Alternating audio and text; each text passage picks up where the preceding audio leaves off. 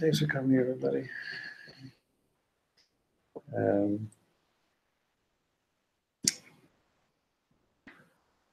So we're going to learn a piece tonight from the Melech.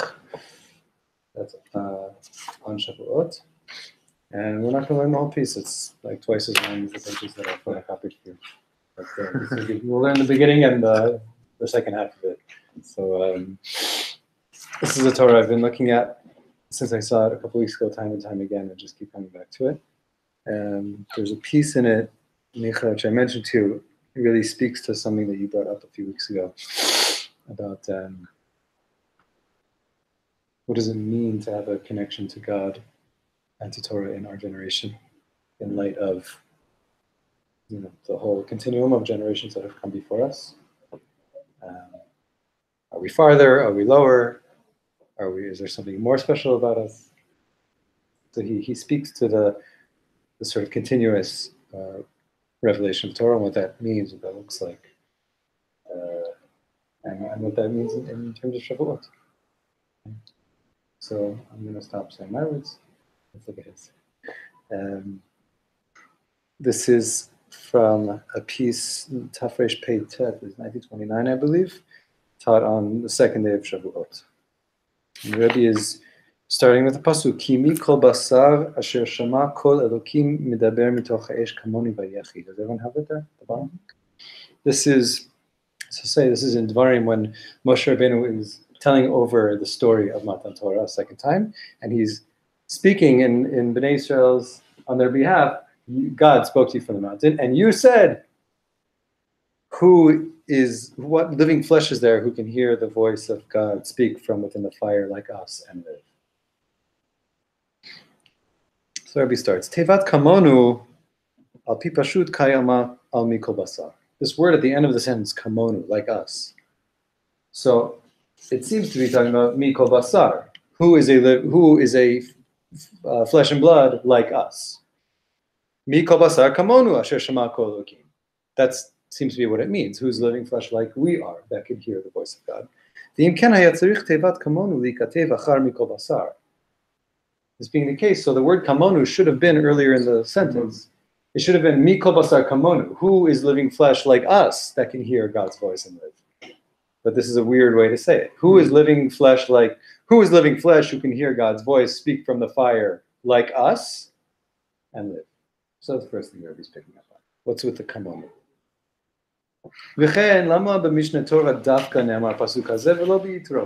You know that there's two places in the Torah when Ma'amad Har Sinai is spoken about. One is in Parshat Yitro, and one is here. And so, I think so. Might be, I don't know. Get confused. There's a Tanakh.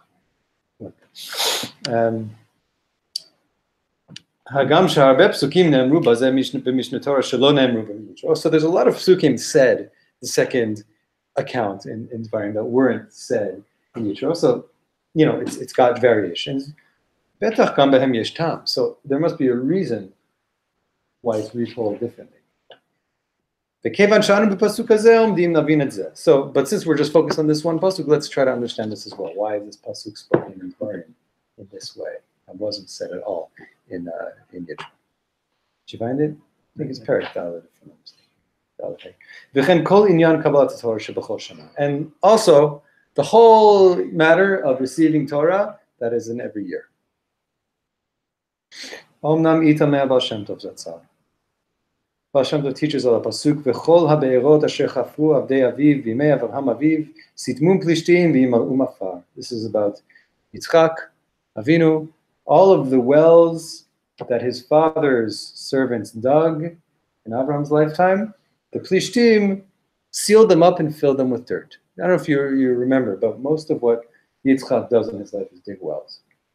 It's like his big story of Yitzchak's life. He prays and he digs. That's kind of what he does. And his prayer is called digging also, if you look in the Torah. But he redigs the wells of his father. Right, there's a whole story of Abraham, and that's Beersheba, the seventh well. This was the Baal Shem Tov teaches, though. Why were the Avot walking around digging wells? What are these stories about? All of the Avot, they revealed Torah gam b'yesod ha'afar u'madregot ha'tachtonot. Even in the element of dirt, of earth, and in madregot ha'tachtonot, in the lower levels of reality. Each one in their own quality that they repaired, that they clarified, that was a tikkun in the Yesod ha'afar. It wasn't just some kind of, right? Avraham Avinu didn't go around just teaching theology. It wasn't this conceptual thing, but the spiritual work of the Avot was to reveal Torah in what the Baal Shem Tov says, Yesod ha'afar, the earthliness, dirt, in the dirt. And okay, let's keep going. Abraham b'chesed, Yitzchak b'gvura, Yaakov b'tiferet. That's the particular qualities, particular sfirot and midot that relate to each of the avot. It was revealed on the most earthly level. Right? Let's just think about it. What's Abraham's chesed? What's the chesed Abraham did in his life? Think about Abraham. What's his chesed? Did he teach people like about, midat chesed and sfirat chesed?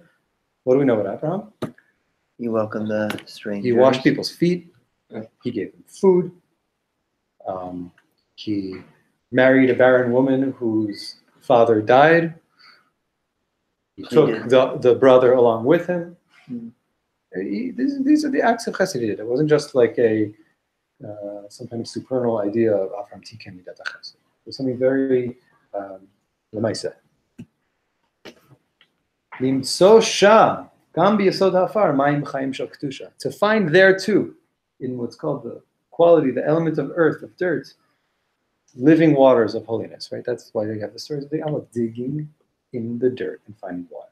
That's what Hashem is saying. They're digging in the earthly domain to uncover Mayim Chaim Shel Kedusha, to uncover a living wellspring of holiness.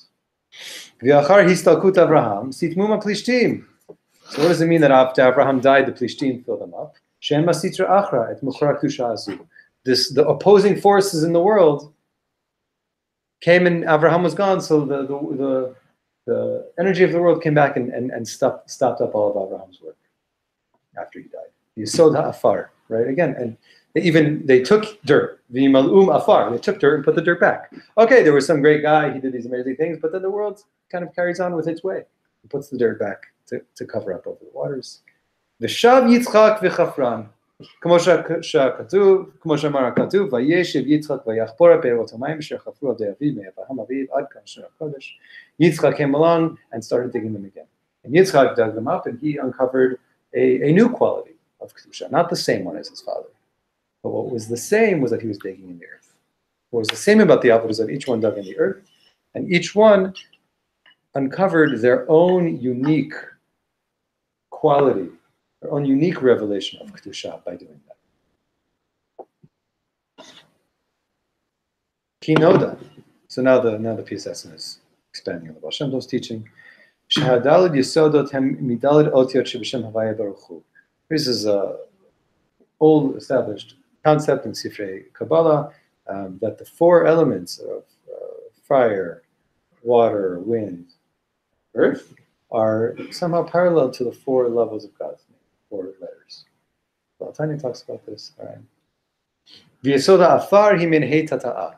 What is the yesoda afar? The element of dirt, of earth, is the last hay, the lowest hay in God's name. The gimel otiot harishonot mashpi'im la. And the concept is that the yud and the hey and the vav that come before, they all pour into the bottom hay, which is like the receptacle, the malchut, the shekhinah, that receives everything that precedes it. Avalu dai ma shegimel haotiot mashpi'im lahe. Rak tzrichim lachpor ulegalot gam ba or b'chirat mayim nukvin. It's not enough that more spiritual levels of reality are influencing the earthly plane. But there's a need, it's a necessity to dig and uncover within what's called the Heitata, within our earthly realm, our lives, our world, Gamba, or we need to find light in our world too. We can't just say there's great things beyond our world that speak to our world. We also have to uncover light in our world. The B'chinan Ma'inukfin, what's called in the Sefer Kabbalah, feminine waters. That it's like the earth water that rises up, right? That he'll speak. The Ma'im Duchrin it's called the masculine water, which is the spiritual force that comes from above, and the feminine water comes from earth upward. Ve'az ayedei shemitchabrim im ha'mayim duchrin sheyodim la mitkaimim ve'avdim pirim. So then, when we can uncover light, when we can uncover holiness from our plane, from below, and it connects with the holiness from above, mitkaimin va'avdim pirin. So then there's kiyum to it. Then it's sustained. And not only is it sustained, but it produces fruits. It bears fruit. Moshe Amra HaGemara is a beautiful Gemara in Tanit. Ein tipa yored milamala ad tafayim olot. Anyway, tafayim olot milamata. That there's no drop of water that comes from above that doesn't have two drops emerging from below. This is on the simple level, the Gemara there is saying that the Metahom, the underground waters, rise to greet the rainfall. That happens kind of simultaneously.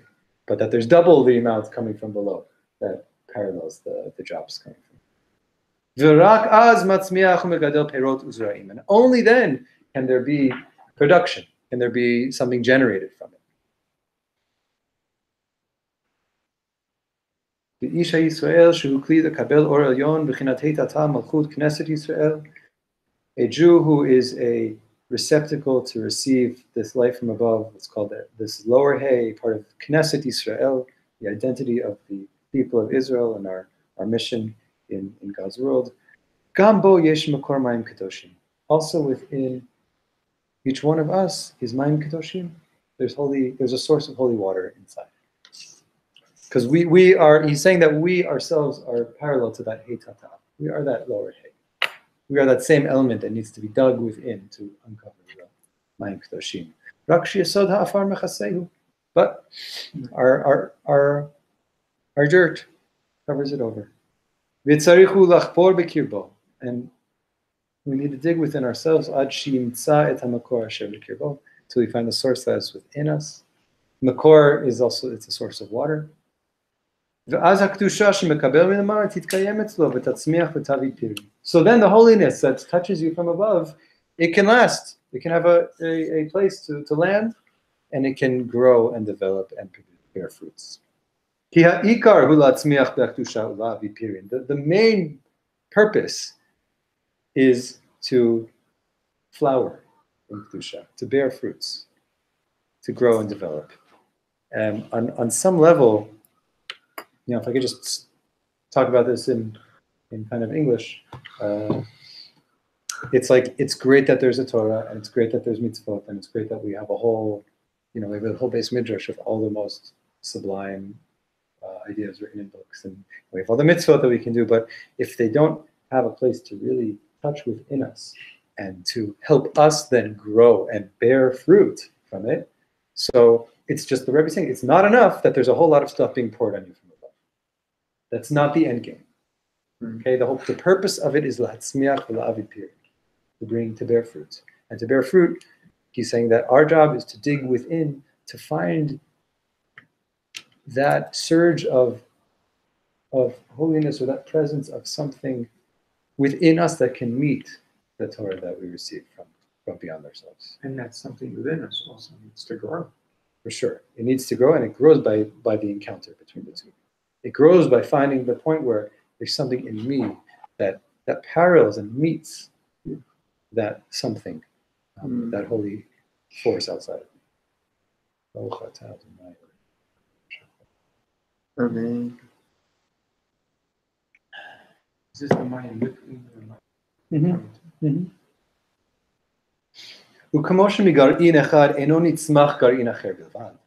And just like one seed that gets planted, it doesn't just grow another seed.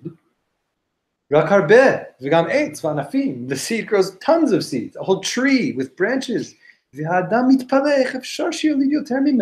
And we're astounded. How is it possible that this little kernel can grow so much more than what it is? And a whole other tree that doesn't even look like anything like the seed. It's also a sort of a beautiful kind of, we're created b'tzelem v'dmut. It means that we also, there's something that can grow beyond us that doesn't even look like us. It's not comparable to how we just see ourselves in the earthly Yesod ha'afar that he's speaking of. God's made it so that from a seed can grow what appears to be a whole new creation. This is true in holiness and spirituality too, spiritual life. The ikar, the main thing of spiritual life is what he calls Bechinat Shira Chadasha, a new song. A new song. Not to sing an old song, but to develop and create a new song. I have to share a story that my friend told me over Shabbos. A dear friend who's been a Talmud of Reb Shlomo for years and years. Shlomo. So Shlomo told me this itself is an amazing thing. That, as many of you probably know, Reb Shlomo suffered a really intense stroke in the last year or two, and he's recovered many of his capabilities, but he can barely speak. Somebody who's gone around the world teaching people Torah and speaking wisdom and sharing wisdom for his whole life can barely speak, but he comes every week to the Yeshiva to make a tish with his thumb. And Shlomo told me that I used to go to Reb Shlomo's tishes like a year ago. He'd sit there and he talks. He's a man who can talk forever. But now he comes to the tish and he can't speak. So the Chaver sing Nigunim, and then Reb Shlomo points to people for them to say something. And once in a while, he can say like a couple. He can like push out a couple words. So Shlomo told me last week they were with Steinsaltz, and they were singing and Tish and Steinsaltz as people were speaking, and they could see he was trying to get some words. Let's hear from crowds around.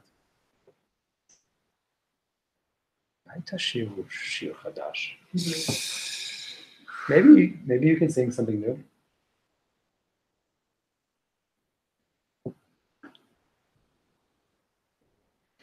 What are we saying here? Ha'ikar hu b'chinat shira chadasha v'yagdil Torah. The whole purpose, the main point of us being a receiver of Torah and Mitzvot and Kedusha is for there to be a new song to develop, something new to emerge.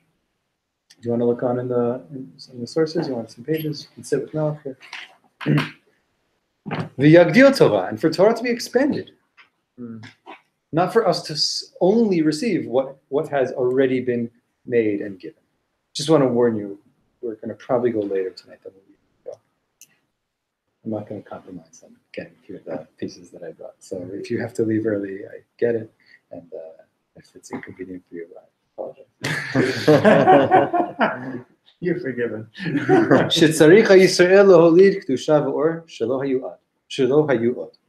That the Yisrael, the person with their own soul and capabilities needs to birth a holiness and light that have never been yet, that have not yet been.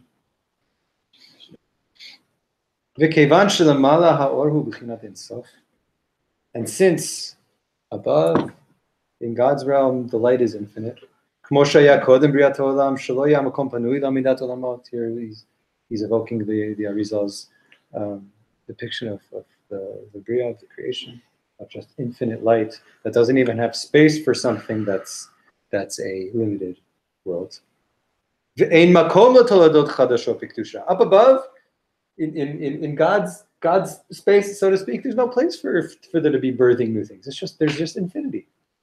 There's not a limitation from which something greater can be developed and grown. So God put us in this place, the earth, makom ha'ester, this place that's hidden, where that light is hidden away. Right? If we were just sitting in an infinite land, there would be no place for us to do this work. So God puts us in a place where God's own light is hidden, where holiness is hidden from us, so that we can be the ones to bear new fruit. I'm thinking as we say this of the story of creation, that Hashem builds a garden and then creates Adam and takes Adam from the place where he's created and places him in a garden l'ovda u'l'shamra. The ovda u'l'shamra, to work and upkeep the garden. So the shamra is different from creating new things, but just that very idea that, okay, I need to create another space for you to go to do this work. And you're going to be the one who's the gardener. You're going to be the one who makes the plants grow. Okay? And he uses the same shwesh as the otim, right? The avi, yeah. And it's talking about fruit. It's like a very similar. It's smicha. It's all a gardening and a cultivating.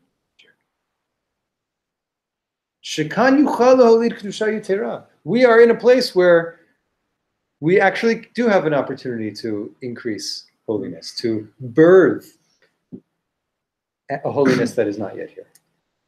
Dafka, because it's makom hester, because it's a place where so much is missing and absent. And it's not that we do this all on our own.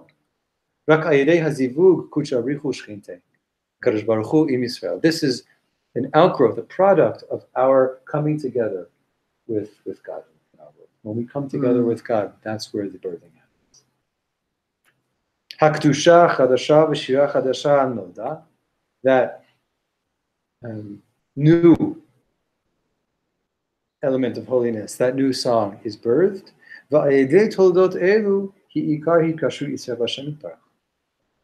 And it's through this birthing that we embark on, along together with God, through the birthing that we create with God in this world. That's ikar hitkashut Yisrael v'Hashem. That is the primary place where we can connect with God. the birthing that we can create with God together. Mm. You hear just like we haven't even gotten into this Rashi yet. He's just setting the groundwork. But you hear like how radical this is about what is my orientation, my relationship toward all the stuff that I'm given, towards all of the Torah, all of the holiness, all of the mitzvot that come before me. My orientation towards it, my job with it is not merely to place myself in an old paradigm and recreate what was before. My primary place of connection with God is to find a capability within myself to uncover something that can receive that Torah, that can resonate with that Torah, that can connect with that, and to bear me fruit. So if that were true, every time you would make a sentence, we would take time to receive it. If you're on that level, maybe, yeah.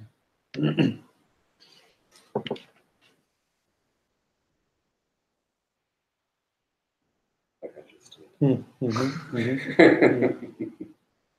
but I think we're all on that level. There's definitely the potential it'd there. be hard to get, be hard to get through fast. But Yeah. Yeah. But so what? Yeah. Maybe that's what a class is for. Yeah. So just, yeah. So the education, word educare means to draw out. Mm-hmm. Mm-hmm. Mm-hmm. Mm-hmm. So Rebbe is saying that the new birth that we're able to bear to the world together with God is the main point of connection, and he's giving us now a source for this in the early stages of Rashi. Rashi on this pasuk when it says Al ken yazov ish et aviv et imo v'tavach b'ishto v'yu basarcha, that this is after Adam finds Chava, that the pasuk says man leaves his father and mother, clings to his wife, and becomes basar echad, a single flesh. Rashi says there something pretty astounding. Rashi says, what does it mean, a single flesh? What does it mean to become one flesh? A child. The child embodies is the embodiment of the single flesh. That the point of attachment and connection is in the child that emerges. So that's what he's saying. There's the same thing that this is our paradigm of connecting with God. That which comes out from our connection with God, the holada itself, that's the achdut with Hashem. That's what it means to unite with God, to bear something new. Biktusha yetera v'chadasha, zu shenolad me'or shamala im or Yisrael mitachtim Yisrael bo yitera. In this added holiness and this new revelation that's born out of the light from above, together with the light of Am Yisrael, mitachtim Yisrael bo yitbrach. That is where Yisrael unifies with God. Right? There's this often quoted line, Yisrael kudsha bricha v'reit achad, that Am Yisrael and the Torah and God are one. The Rebbe is basically saying that's not a conceptual idea. That's an activity that we need to engage in. It's a practice, and it's something that it comes when we can develop something from that relationship. Lufi matzavenu miramaz hapasuk al demut kiseh demut k'marei adam. So we're going to read also on Shavuot morning the Ma'aseh Merkava from Yechezkel, the prophet Ezekiel, and the Rebbe says on our level there's a hint to this in Ezekiel's vision, as he sees the chariot, the throne, and the chayot, and all these angelic forces and whatever, and animals. And on the image of the throne, I see an image that looks like a person. This is what Yechezkel, the prophet, saw on the godly throne in his prophetic vision. Saw a person. Ki hanavi, the Rebbe is explaining, Navi ra'a atah k'tusha shagam Yisrael shutafim b'briyatam, v'gam tzurat Yisrael ba. What does it mean that on God's throne, the highest vision Ezekiel saw was a person? It's that what he was seeing, what was revealed to him there, was the holiness that Yisrael are also partners in creating. V'gam tzurat Yisrael ba, and that the actual image and form of people themselves appear in that. Right? So again, just like a child, the child looks like the parents. So on the spiritual, the plane of spiritual work that he's speaking about, bearing new holiness in the world, I'm just trying to use his words, is something that bears an image that's both godly and human. It looks like something human as well. Okay. We're gonna skip in the drasha now a few paragraphs, and if you have this book or you have the opportunity, look at it another time. The book is called Derech HaMelech. I'm just trying to think if there's anything I need to add here from what he said. It's all necessary, but I'm not going to add much.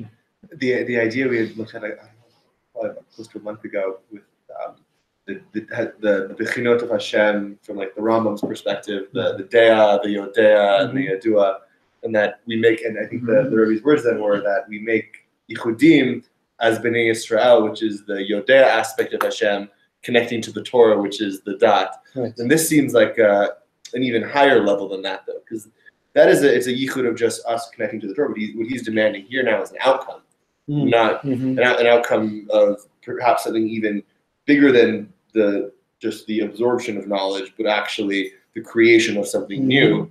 Which I don't know if that maybe plays into the third category. I didn't read the rest of the Torah, but if there's a Yodea and the Yadua, and then the Dea, maybe, or the Dat itself being that chiddush, that's the Rebbe looking to. Or this is another articulation of what he described there. What Noach is referring to is a couple months ago, we looked at another piece here, which was about that when you pray, you basically meet the great light of you in this undifferentiated, non-specific sense. And that when you learn Torah, you get to know that light in more detail. Each piece of it sort of is a commentary, if you will, on what you encounter in your prayer. So, I mean, there too, we have this idea of your light and the Torah's light sort of merging. There's what to think about. I'm not going to match them up together right now. Remember, we learned together from the Rebbe is a big principle. Whatever you're learning, especially when it comes to what he talks about, Inanim, Ruchanim, Kabbalistic concepts, more spiritual matters. Just look at what don't try to understand everything by what you're reading here. Try to understand what this is. So that's what I'm going to take. And if there's a way that they work together, I mean, they clearly fit in one great framework. Right? So I want to pick up with the paragraph V'zeh Inyan. It's towards the bottom of that page. V'zeh Inyan HaChafira. You see that? This is the digging. This is what that digging is about. Shetzarich ish ha'Yisrael lachpor bekirbo u'v'yesod ha'afar shabo. That a ish Yisrael, person of Yisrael, needs to dig within themselves and in the element of dirt, of earth within us. Ad sheyimatzeh, or ad sheyimtza gambo et mayim hakdoshim. To find within ourselves as well holy well springs, holy source of water. Ve'az ya'avid pirin. And then we can bear fruit.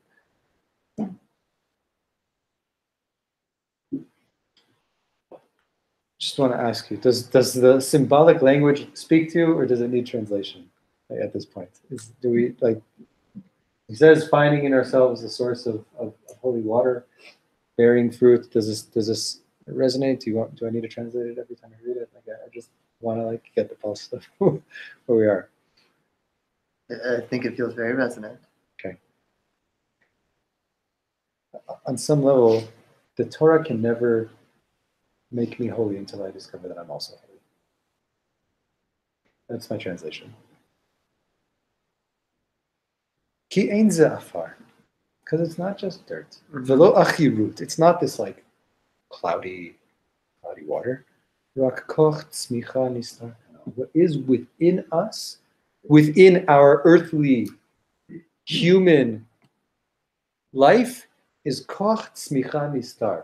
We have a hidden power of vegetation, of growth. The koch tzmicha, the ability to sprout.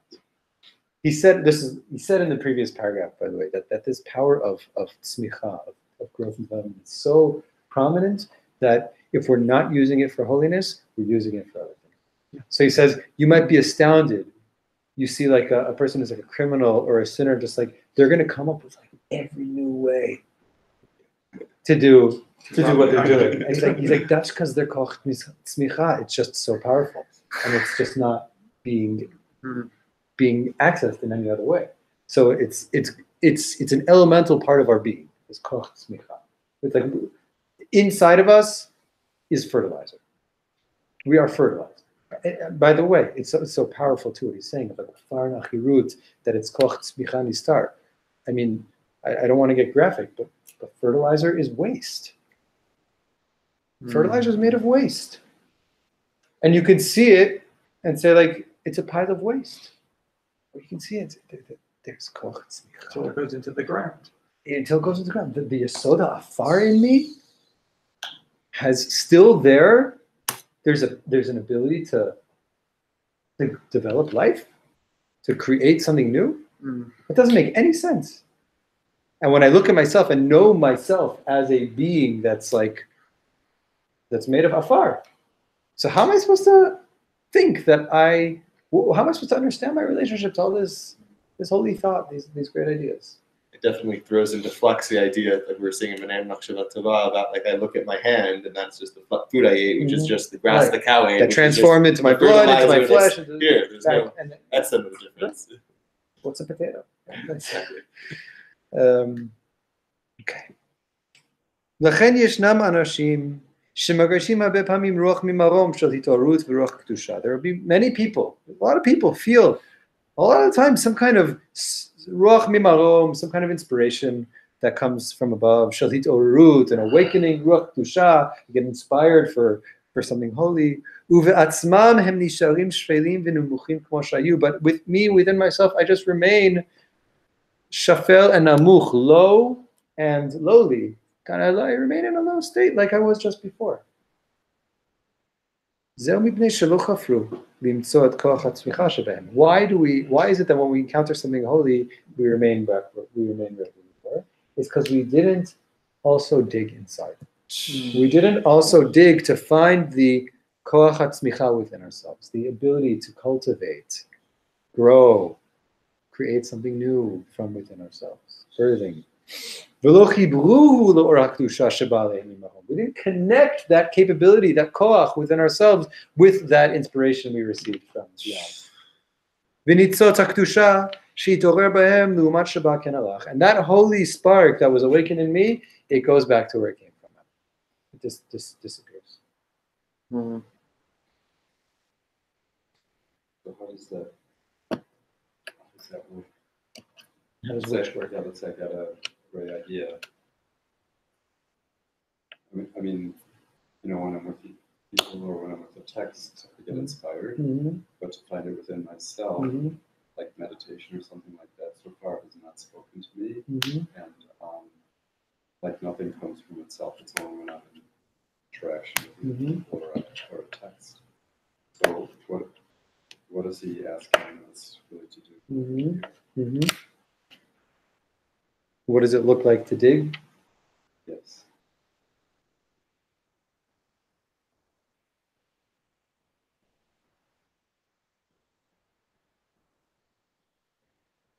I don't think there's one answer.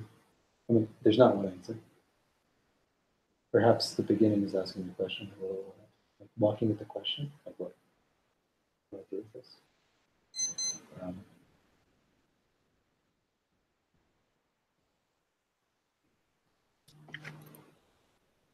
Where does it? Discovering what it really touches within me. Yeah. And what part of me is truly awakened by this. Right. And then holding that piece, keeping that piece, feeding it, watering it. That's important because sometimes I feel like I'm going to a lot of classes right now, and something will speak to me, and then the next class something else was speaking about. Right. So there's like Rabbi Nachman talks about this, about the koach hatzimtzum within each person, the ability, the need to hold limitation within us, and to basically, it's like you could take one line of Torah and come back to that line of Torah every day for a year. Let it. It's really exciting. You know what I mean? It's like there's so much that it's overwhelming. There's so much we can get thrown off all the time. Part of the work, I think, is of digging is also has to do with clarifying what is my point here. What is my piece here? This is what he started off saying. Each of the avot did. They each one dug into their earthly selves to find the quality that was uniquely them. That was uniquely their point of connection to holiness. So I don't feel like I can't give, like when you do this and this and then that works. But I think it's building a relationship with the part of me that thirsts for this, the part of me that's excited by this, the part of me that's seeking this. At least for a beginning. Sure, meditation, prayer, those kinds of things can help, but not if they're disconnected from the point of contact. And I think that's kind of more than anything what I'm getting from him here is to recognize and connect more and more deeply with my point of connection, and bring that into my interaction with holy things, holy ideas, holy action. To bring self into it.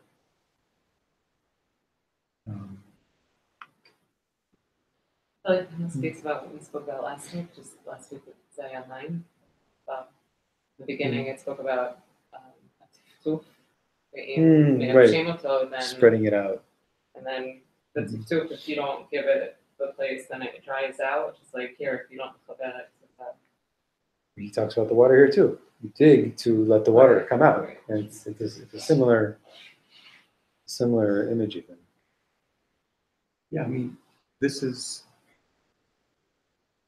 I sense what he's describing here is movement from creating a b'nei machshava tova, moving from the machshava nemucha to the machshava ila'ah, where you're accessing that encounter with the Shekhinah deep inside. And the digging could be working on arousing those feelings. Like he says, each hargasha is a mafteach, a neshama. Like really going deep inside to find all those keys to that treasure chest that's buried deep inside of me. And from that place of machshava ila'ah, machshava tova, machshava tahara, from that place, then I can sprout. And the beginning point is in my most basic sense of self. That's kind of where he keeps kind of shifting. That's in a sense like the profound like chidush that he's teaching over and over and over again is that we're oftentimes inclined to look outside ourselves for where to find the things we're hoping for, where to find the answer, where to find holiness, where to find God. I mean, he keeps telling us you don't even have the eyes to look for what you're looking for until you connect with yourself where you are. This is the Reb Shlomo Carlebach story. Which story? That the person who lived in Krakow and had the dream. Yeah. That if he goes to Prague and digs the treasure under the treasure by the king. With Halal. Okay. וצריך האיש גם קודם התפילה והעבודה. טרם שבא אליו התעוררות עליון. I think he's Rob speaking out a little. He's giving us one example. Okay. That even before I pray, before I get into my service of God, טרם שבא אליו התעוררות עליון, before I get some kind of awakening from beyond, גם בכל היום, and even just throughout the day, להעמיק בדעתו, to think deeply and contemplate. Why am I in the dark? Why do I feel so like in a low place? למה לדברי העולם מרגיש אני דחיפה אם לדבר זה או לזה? ולגדולת הקדושה אינני מרגיש שום דחיפה לבוא למצב הגדול ממני. Why is it that I feel such a pull, such a push to all kinds of things that are just divrei ha'olam, when he says things around me in the world, I just feel so pulled to them, magnetic push. But when it comes to matters of holiness, I feel no push to reach any place that's greater than where I am. Why is it that I'm willing to get uncomfortable for so many things, to get up and go do so many things, but not the holy stuff? Now, just want to say, all of you came out on a Sunday night to the class, so maybe this isn't you. How's this the Rebbe? I don't understand. How is he saying that? How is he saying this? Like, it can't be About his himself? experience, right? Everybody experiences themselves in their own way, you know what I mean? You should look at maybe another time, I don't know if we looked at it together, he speaks in his journal, sort of his speaking out his inner thoughts and hopes on his 40th birthday. And we get an image, a peek. Have you seen this piece? We get in Savazur, just a peek into how the Rebbe evaluates where he's holding himself. Mm. But he's also giving us guidance. ובאמת, כל דחיפתי שאני מרגיש לדברי העולם, גם זה דחיפה קדושה, מכוח הצמיחה היא. And this is the deepening that he's talking about, the deeper contemplation. The truth is, on a deeper level, all of my push that I'm feeling for things in the world around me, this is also a push of holiness and the koach hatzmicha in me. That is that fertilizer, that ability to grow and sprout and develop within me. I'll finish the sentence. I didn't look up this passage, but it sounds like they were hoping to make grapes, and instead they made something else. Meaning there's a desire in me that's seeking true greatness and growth, and that being in that creative, dynamic relationship with my Creator. The thing is, though, when I'm channeling it just towards other things that aren't making that clear to me, it's like I'm trying to develop some beautiful fruit, and all I'm making is some crummy little whatever that is. But I don't know what Yeshivat. But there's a. I forgot that. I guess I don't need to share. Oh yeah, I remember reading an article where. I don't know if it was like from an anthropological or socio-evolutionary kind of perspective of, people love to talk about what separates human beings from animals. And I remember this article saying, like, really, it's this, like, the X factor, it's that crazy push to just do the impossible. What makes people build a raft and go out into the ocean? Like, what is it inside of us that overpowers our need to survive, that pushes us beyond to take risks and just try to do things that have not been yet, right? That, I think in a sense he's talking about that. That's the koach tzmicha. Part of our humanity is that opening towards, I want more, right? I want to. But not only I want more to take it to myself, I feel the creative pulse and push within me to be part of a creative endeavor, of revealing something new, of creating something new, of developing something in this world. Like, I mean, just connect that to so many things. Like, people care about, like, having meaning in their life. Why isn't oatmeal enough? Mm-hmm. Have a bed and a home and something to eat. Like, why isn't that enough? The more that we're able to deepen this awareness, right, that my pull and push towards things of the world is connected to that holy koach tzmicha within me, that it's that creative pulse towards greater, towards something greater. יתפשט הלבוש הנמוך בין דחיפת זו. So it will help remove that lowly garment from our impulses, the pushes and pulls that we feel. Right? The more that I can deepen into the awareness that my pull towards things in the world is in its true identity, that is my pull towards holiness. It is my koch tzmicha. It is the place where I'm in this world to be God's partner. I just happen to be expressing it in areas that aren't making that known. But the more that we can deepen into that awareness of what lies beneath our impulses, our pulls and our pushes, so that pull won't look like something low anymore. It won't look like something crass. And what we will be able to uncover is that baseline pull towards holiness. Now he's saying this.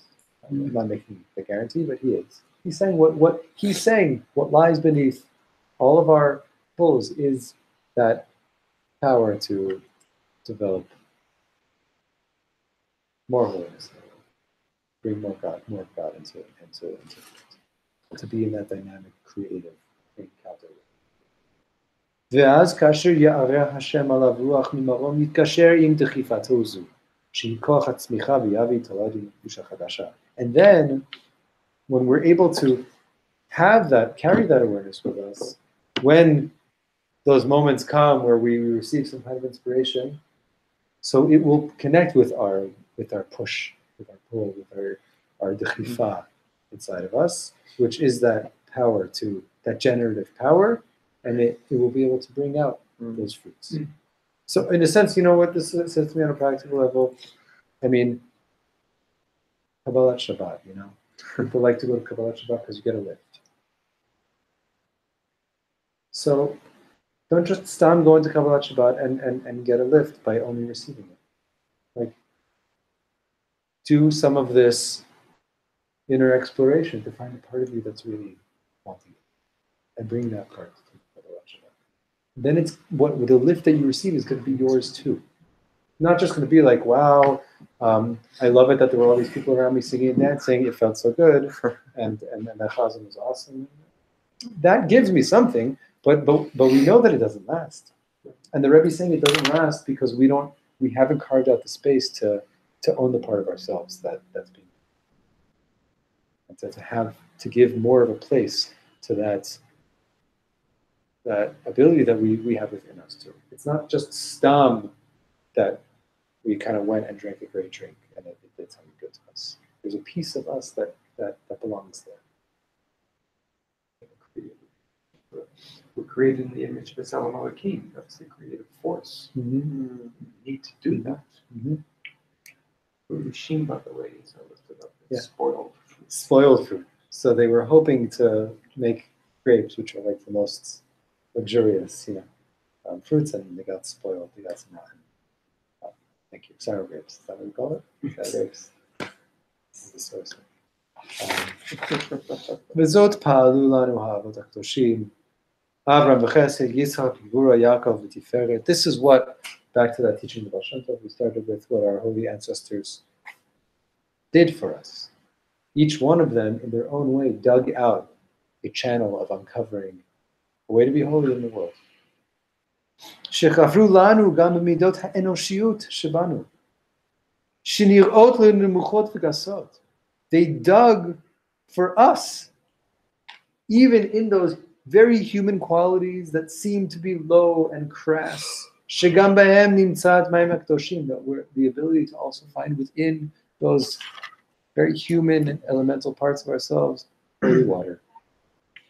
אבל הפלישתים שם הסטרא אחרא מכסים את הקדושה וימלאו עפר וצריכים לשוב ולחפור. But just like Yitzchak had to redig the wells, because the locals stuffed them back up with dirt after Abraham left the world. So our ancestors dug the channels for us, but it's not enough. We also need to go back and redig those channels. They're there, but it's up to us to. As well. It might be something that the potential that lives within us, but it is also our job. We can't just rely on what previous generations did for us. And now he's getting into this other piece. Yeah. This is what Iskar is saying, that's internal, that we need to find strength within ourselves to not allow that those forces to just fill up those pathways that have been opened up in us. We have to strengthen ourselves to not let them just fill up with dirty. And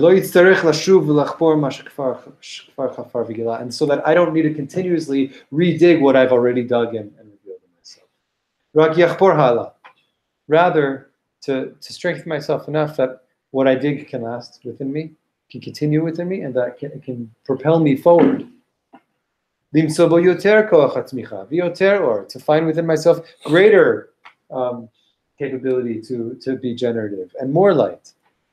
Because, by the way, Rabbi Nachman is very famous Torah about finding nekudat tovah within ourselves and other people looking for a good point. And he has a whole Torah about how hard it is to find the good point and how it's buried beneath all this like refuse and filth and dirt nonetheless within, if you go deeply, you can still find. But really, there is some kind of just a point that's good. And he says, and then you have to do it again and find another new point, and then you have to find another new point. So it's like you do the digging work and believe in what you find, and use that to go find another source, another point, a deeper access point. And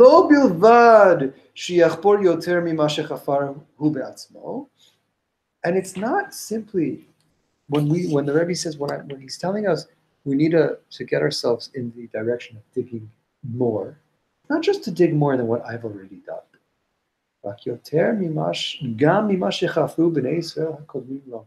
but also to dig more than the Jews who lived before me. Because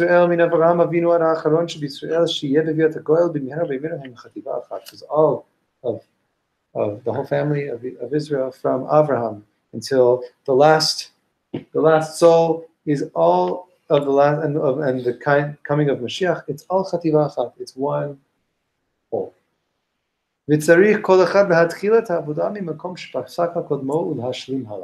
Each one needs to begin the work from the place where the previous one ended, and to complete it, to fulfill it even onward, to make it even more expensive. The Midrash says in the last parsha in the Torah, about the ancestors, about the prophets, each one began from the place where the previous one ended.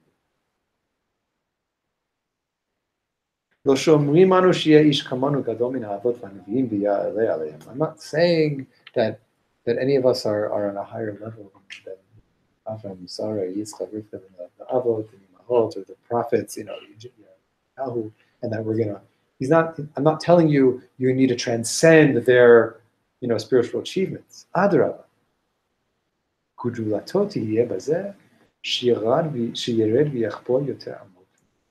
What's going to be our greatness is that we go lower and dig even deeper than them. Not that we ya'aleh, not that we go higher than they did, but that we go lower and deeper than them.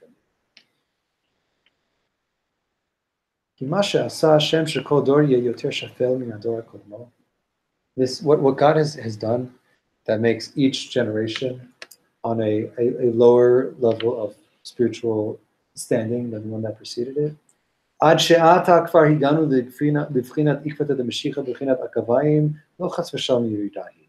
Till we've gotten to the point now where we're in what's called the heels of Mashiach. It's not, God forbid, just a descent. It's not just to say you're just dropping and dropping and falling, dropping.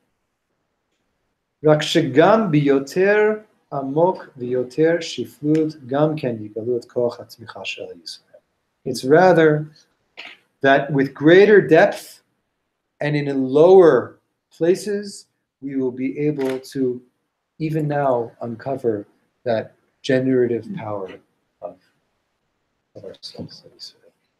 L'zavgo be'or ha'elyon, to attach it to the light from above.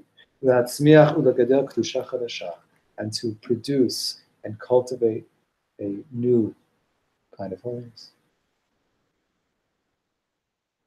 Right? It's such a kasha, it's such a difficulty people have of, how is it possible to be Jews in this generation? How is it possible to live Torah when my life looks like this, when our world looks like this, when everything changes, different, and this and that?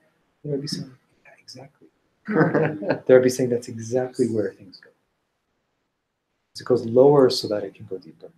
It goes lower so that the uncovering and the revelation can reach places that has never been able to even reach before, because no one's down there. No one's descended there. No one's entered into that realm yet. So we get to build off of the power of the generations before us, all the way from the Avot. The Avot started the work of the digging, and each generation has reached a deeper place in order to be able to dig in a deeper place and find that revelation there. The Pamit Rebbe said that's the Mahalah, it's the throne of being the generation of the Akret of Mashiach. That we have the Zechut, it's a Zechut, not a curse. It's a Zechut to go to the deepest, lowest place to reveal from there light that's never been revealed before. And what he's saying here is that it's the most enoshi also. It's the most human. Because there's that much more afar. There's that much more earthliness. And there's that much more hastara, right? What's the prophecy of the Atid Lavod? I'm going to hide my face from you, and I'm going to hide even more from you. And this we talked about a couple weeks ago, that the hiding is an opportunity that reveals something else, right? Because what the Rebbe said earlier, when God is present, there's nothing new to make, nothing new under the sun. The light is shining there. But when that's not shown to us, we need to seek it out. And we need to find that place within us that can connect to that place beyond us. Not given anymore, ways that it was before. And each generation experiences this in their own way. His generation had their own crises and breakdowns. I'm saying even before World War II. Even before the World Wars, there was already, the hitpartziot of the world changing in dramatic ways.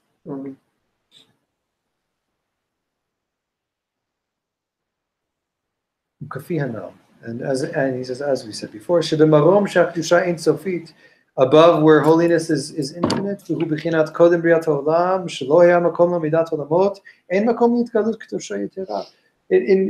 the spiritual domain, it's just filled with light. It's like it was before there was even a world. Right? Olam, by the way, is from the word la'alim, ne'elam. It's the place of things being hidden. That's the basic Kabbalistic concept, is that for there to be a world, it requires hiddenness. It requires concealment. It requires God disappearing from the space, so to speak. Disappearing in revelation. Disappearing, but being. It's like the uncovering or the revelation. That's not the end of it. There's creation that comes from it. It's not like the Tishbad where you build the image and then you see what's under. It's what's under just to create something that's And that's what the Mekubalim call the Kal. It's not something that makes sense in like linear thinking, but to say that infinity was moved aside to create an empty space where there's one line of infinity inside. And that one line of infinity is where all the generative force can be awakened. Is it? I get confused at some point here because it almost sounds like for us discovering we're together creating a greater God than there was before. I don't know if it's a greater God, but we're creating greater revelations of Kedusha that have never been until now. And we can call that expanded awareness of God on the human level. It's not like God is limited and we expand God, but that the awareness of God becomes expanded.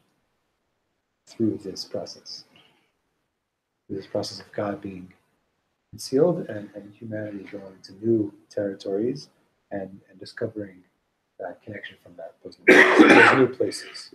A lot of time recently, my friends have been focusing on sort of these like meta lessons of hashgacha and history, as you see with like technological and moral advances. So to give like an example, with like God didn't allow the potential for the internet to be created during like the Crusades or the heart of the slave trade. That would have like been way too much light. But we see in our generation somehow there's been a progression internally that now allows the technology of the world, which could be used for the highest holiness or not, to now interact with that ratzon that Hashem gave us, which is of a higher level.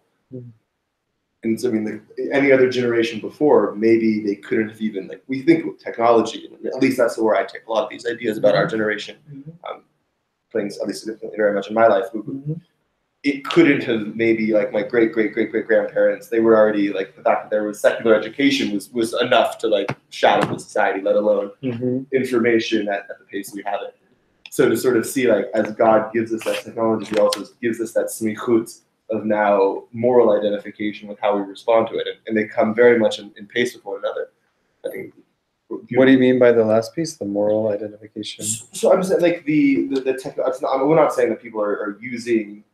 There's certain like major moral milestones, at least say like huge shift in consciousness, more global consciousness that's been grasping the world over the last 200, 300 years, and this seemingly has coincided with also this very much right brain technological advancement. There's also just more reach. There's more reach. I mean, what I'm hearing you talk about is like that the potential of gift in technological advance is aligned with somehow the moral and development of consciousness. Yeah. And the potential of damage is right there. Exactly. And that's Hashem's hashgacha. We're going deeper and deeper into that potential. That koach tzmicha to use that is also seems to be developing. I mean, on some level, like you could see all of Torah as being, you have creative power, use it properly. It's like, don't deny that you have creative power. We recognize you have creative power, but we have a whole lot of ways to channel that. It's going to build the world and not destroy the world. Okay, so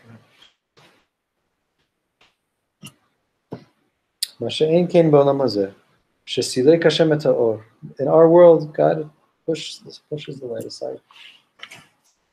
And has made a place available for the world universe to stand. We're able to cultivate a new kind of holiness.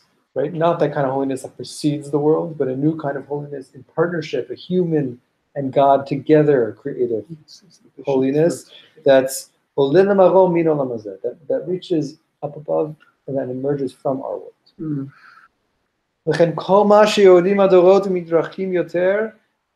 Therefore, as much as the generations go lower and become more distant,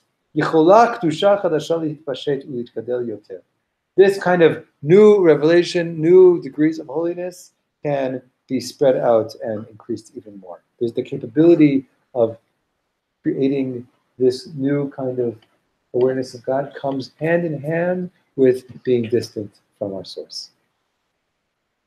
Being distant from that clear awareness that precedes.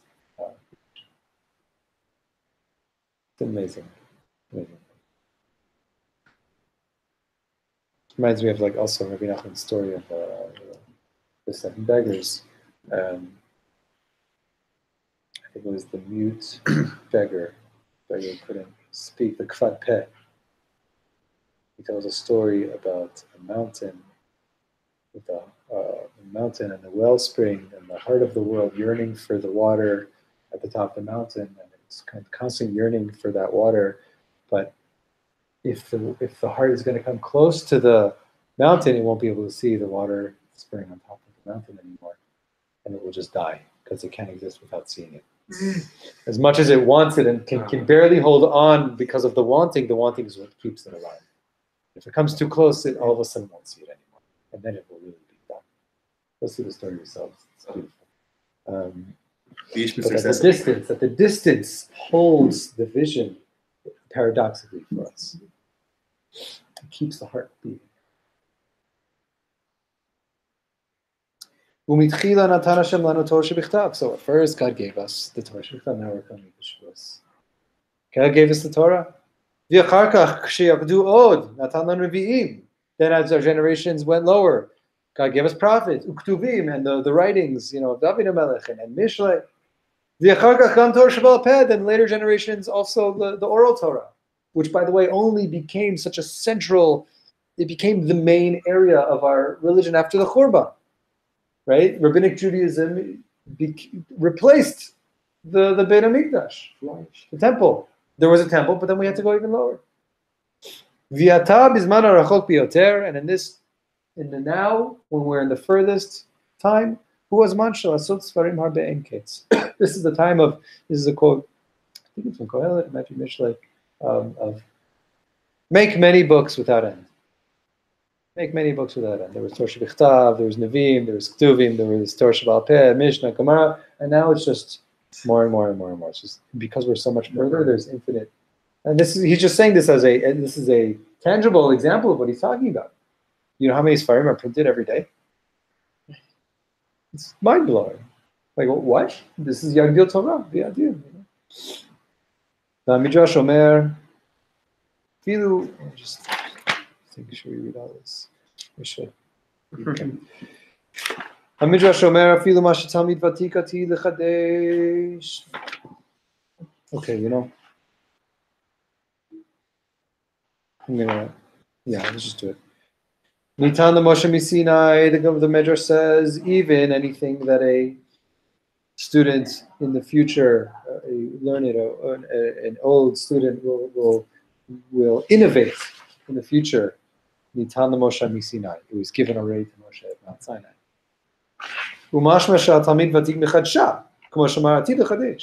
But wait a minute. You're telling me that what Moshe was given at Mount Sinai, everything that's going to be new in the future. So how can it be new? The Midrash Kitisa says Moshe was given all the general principles. Hainu Kanal. And he's saying, I'm going to go back to my example. There are tissues here. The seed has the whole tree, all the branches, all the fruits. It's all there in the seed. The klalim, the all-inclusivity of Torah was given at Mount Sinai. Thank you. Just like the entire growth is all in that seed. Literally conception. Mm-hmm. Conception, sure. It's all there within the seed. Including the potential to differentiate in the future. It's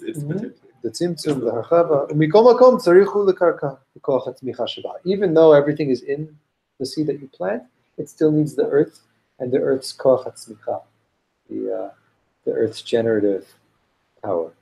Just read a book with my daughter about photosynthesis.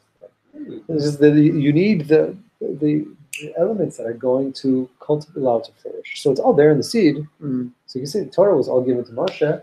Moshe was given seeds, not earth, to allow it to grow.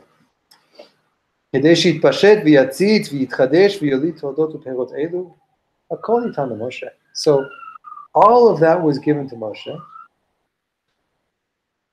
But since Moshe's generation, they were called Dor Dea, the generation of awareness, the generation who knew God face to face. So they needed to wait. Till the generations would descend more. And then, only then could the seed begin to sprout and uncover. That only then, when it goes deeper, I just think about the seed. It has to get buried in the earth. It has to get stuck down and down into the earth for all of its potential to finally be uncovered and grow up from it. Right. Decay. It's a big Torah in Ishbitz and Sefer Chassidut Bichlal, the decay of the seed.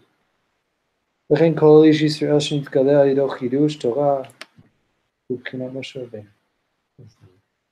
Every person through whom a chidush in Torah, a innovation in Torah is uncovered, hu b'chinat Moshe Rabbeinu.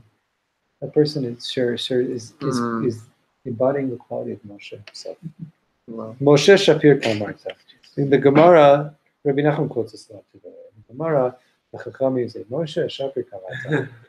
There's this line there where, Moshe, you said nicely. They just refer to each other as Moshe. Wow. You gave Torah, you were Mechadesh Torah, you took us from the seed and you grew something new. You're Moshe Rabbeinu today.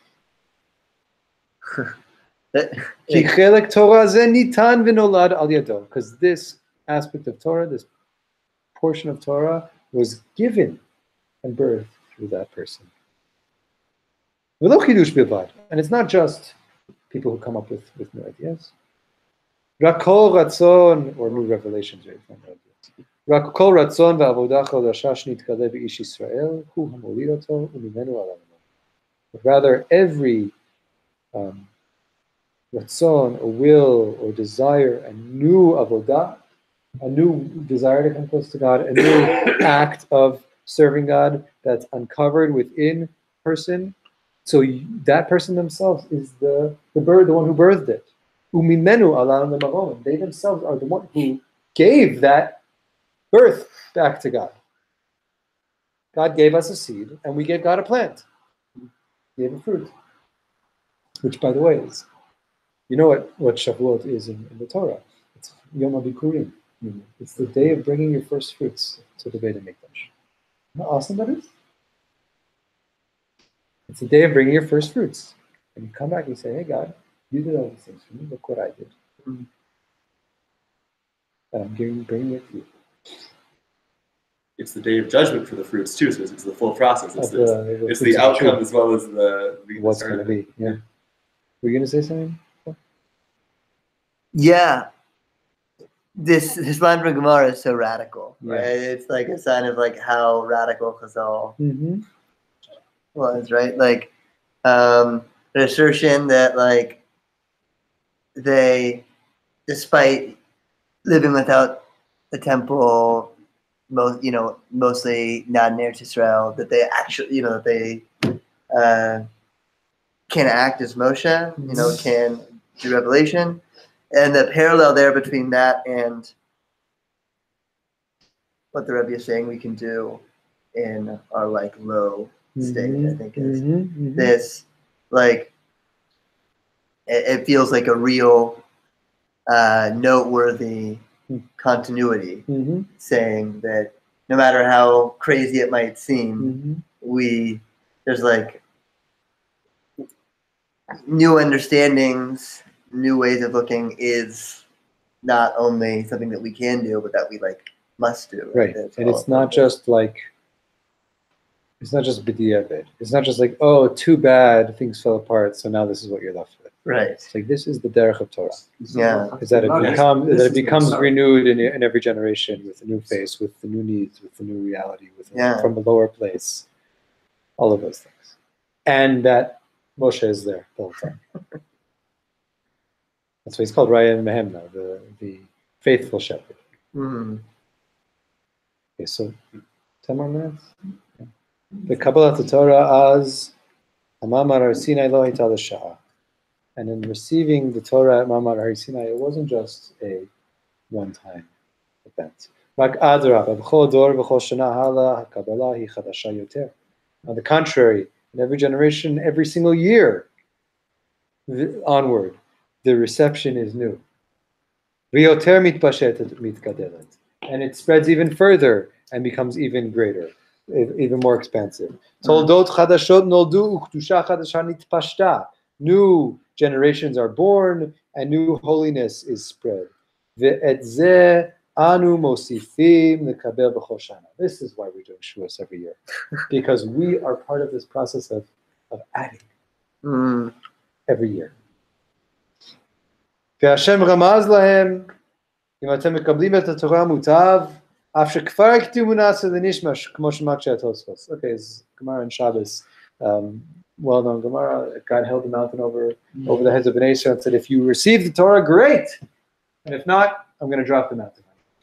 Okay, we're not going to address that sugya right now, but Tosfot there says, I don't understand.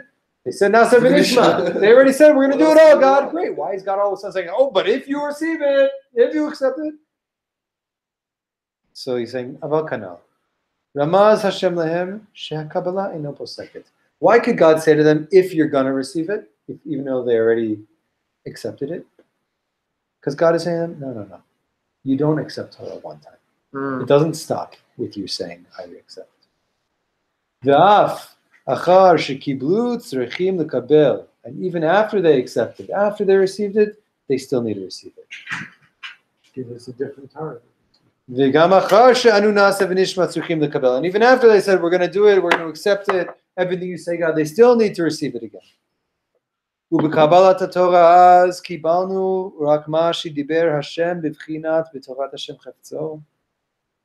at the time of Har Sinai, of receiving Torah at first, all we got there was God speaking God's Torah to us.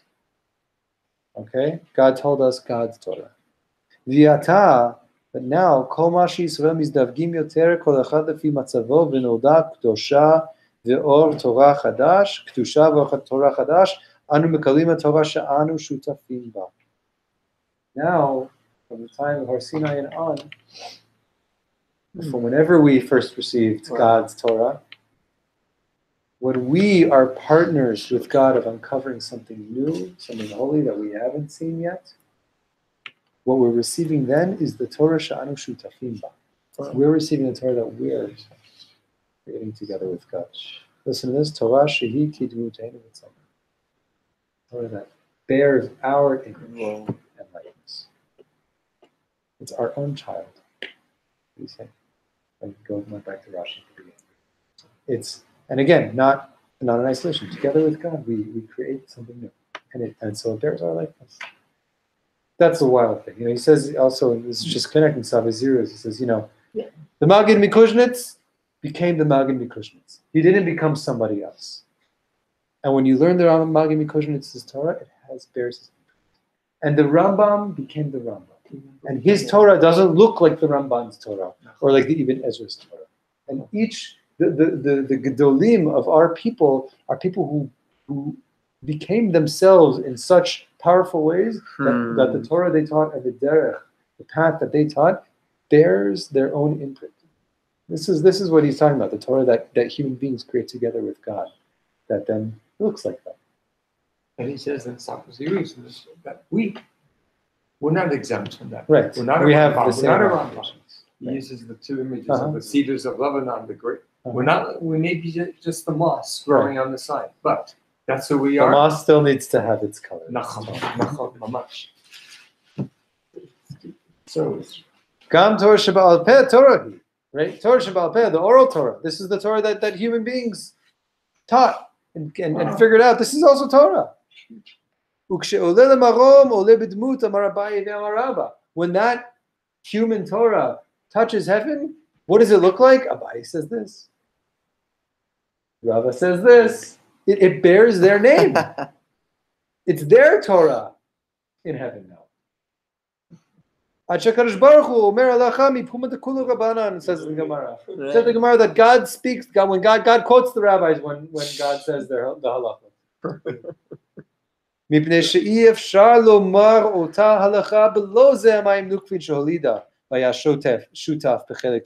that halacha could never have been spoken without that person who raised up the water from within themselves to give birth to it. Okay, so it becomes their Torah. When Moshe, so now remember he asked, why are we only learning this in Dvarim? Why did this come up in Shemot, in Yitro? Why is it only now that he's finally coming to his opening questions? Okay, Moshe Rabbeinu taught this pasuk, who is any living flesh to see God, hear God, like us. Now Moshe is teaching the Torah again, talking about Matan Torah again in Dvarim. Lo chazar bilvad. He wasn't just rehashing what happened.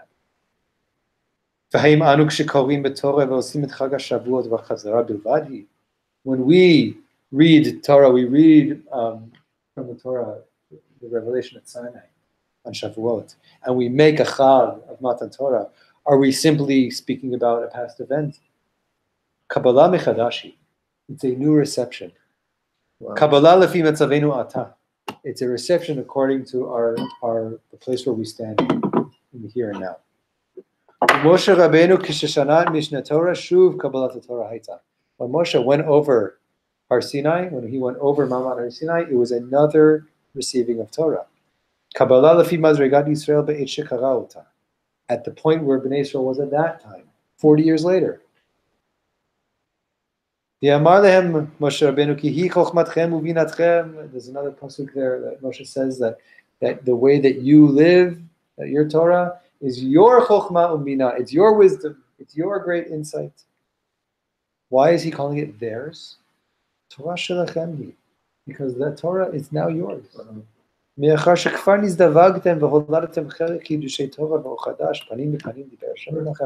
already bore something new with God in this world. So now the Torah is really yours.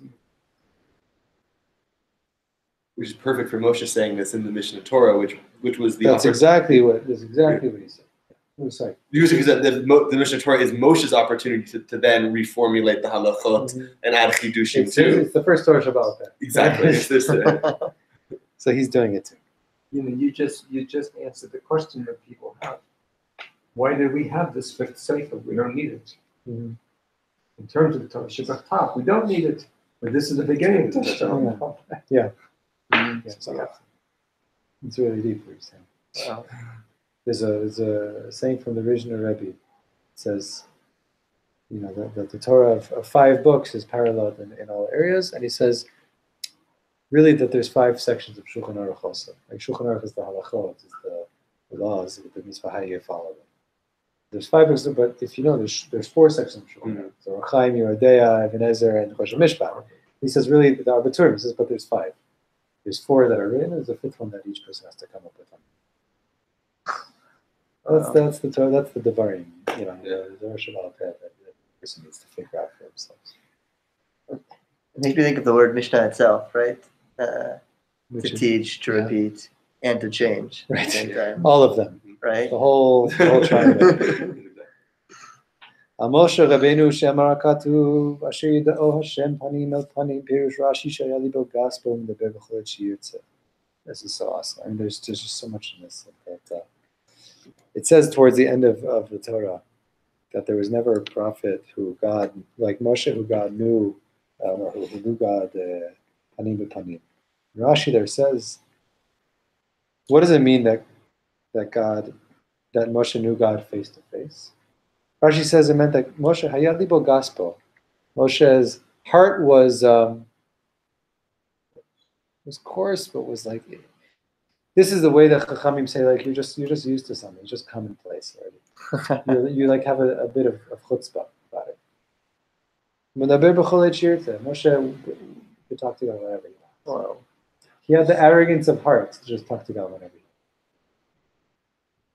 wants. V'gam kan. Here too, Moshe says to Bnei Israel, God spoke to you, Panim. So Moshe Rabbeinu, Panim means anytime you want, you just walk and talk. So what does it mean when Moshe says it to Bnei Israel? You speak to God face to face too.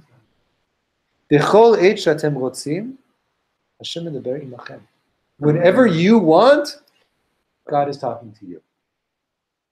Aval ratzon kanal. But it's not as simple just, I want it now. What kind of ratzon are we talking about?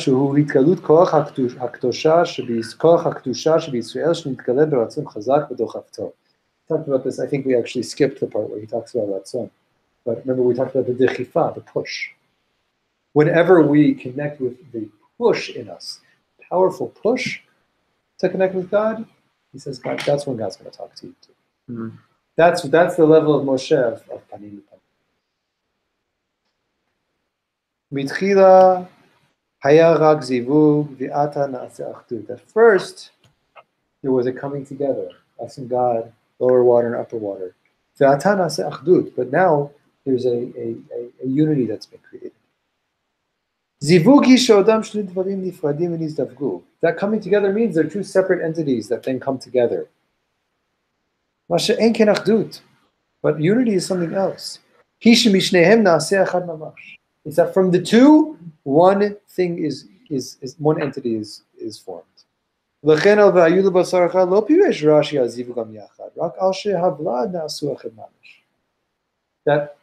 That's why Rashi said to become Basar Echad, it's not that two people coming together. It's the one thing that's produced from between them is the Achdut. Again, what he's been saying this whole time, what does it mean to what's the primary way to connect to God? It's the Achdut that is produced from our connection with God. It's the entity, the creation that emerges from our ability and encounter with God in a deep way.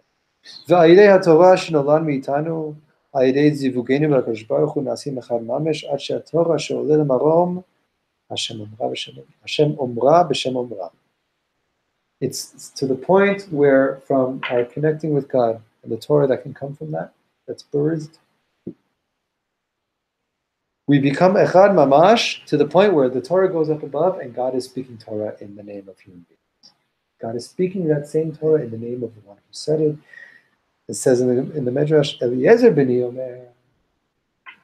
God is quoting Eliezer b'ni, my son Eliezer said this, meaning that he's quoting him. But it's not just that. It's not just the image of quoting. It's that the Torah itself, that God, the Torah comes from God, right? The Torah is God's. But he's saying there can be this transformation where the Torah that God is teaching is the Torah that a human being has created together with God, bearing that same image of that person. Ki or hazeh bitmutam Allah, because this light reached above in that person's image. Ki mehem nivra, it was created from them. Bichinat ve'admuta kised dmut k'marei adam alav milamala. What he said about Yechezkel's vision is that at the highest point, Yechezkel is seeing the person's image. Uvedivrot ha'achronot, b'mishneh Torah shayu kfar dor b'ay ha'aretz. So the second time that the Ten Commandments were spoken in the Sefer Dvarim, when we're talking about the generation who entered the land, it's also powerful that entered the land, just the Berdea, drifting through the wilderness. But they entered the land. They grew a little more distant from the source that the Dordea was. Right? That was a generation that witnessed Yetziat Mitzrayim and Har Sinai themselves, and this is already the next generation. They're a little further. Ukfar nizdavgu ayidei haTorah, ukfar holidu or chadash. Right? We said from the distance comes the necessity to bring yourself to connect and create something new. So this is what's happened by this point in Sefer Dvarim when Moshe is speaking the Ten Commandments and Mamad Har Sinai, Revelation once again. Amru Yisrael. So this is why they then said, Ki mi kol basar asher shama kol elokim chayim medaber mitoch ha'esh. What living flesh can hear God's voice alive, speaking from within the fire? And remember his question, that the word kamonu comes at the end. Shadibur yeh kamonu, kidmutenu v'tzamenu. How is it possible that we could witness God speaking Torah that bears our image? How is that possible? That's what they were astounded by. This is what they were witnessing when Moshe was saying it to them again. That you just think about it for a moment, that Moshe is speaking to the next generation. And like, wait a minute, they're experiencing Kabbalat Torah again, but I thought only my parents and grandparents were there. How can it be that I'm experiencing it again here? You know, the student, this comes up in the students of Rashbi, of Baal Shem Tov, of the Arizal, of Rabbi Nachman, that you hear all these accounts of students that when they sit by the Rebbe, they can hear the shofar of Har Sinai when they finally realize what this person is transmitting to them. That the fire, the images of the fire on the mountain and the kol shofar. You know, Rabbi Nassan says when he heard Rabbi Nachman talking, he could hear the shofar of Har Sinai. These people, how could it be possible that me, the next generation, so distant from the origin, can be re-encountering that same thing? How can it be that I see it in my own image even, that is relatable to me, where I am in my time and place? It's because from them too, light and Torah has been born. That is how it's possible. It's possible when we engage with Torah in such a way that there's something new that emerges from our interaction with godliness and with Torah.